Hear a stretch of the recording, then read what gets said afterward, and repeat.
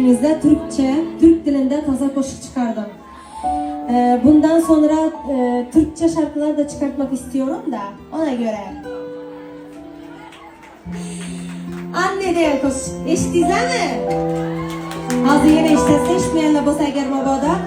Ezip geçtiler beni anne. Söyle bana dokunmasınlar. Paramparça oldan kalbimle artık oyun oynamasınlar.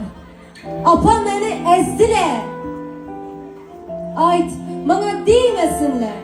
Parça parça bulgan yürekim bilen başka oyun oynamasınlar deyen menadaki koşuk.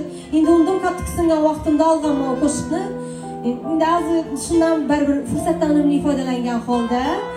Az adamla köp adam ben kısını birdi de böyle de ikut inmez ve öte vaxtda tezman. Lekin şu vaziyetten foydalangan holda şu koşukni aytdım ve selam yakardıgan umiddaman. Xudo xolasa bundan keyin köp hali Türkçe koşuk çıkarış niyetim var. Va sizlarga birin-ketin taqdim qilaman. Xudo xolasa hozir anne. Ezib geçtiler beni anne. Söyle bana dokunmasınlar.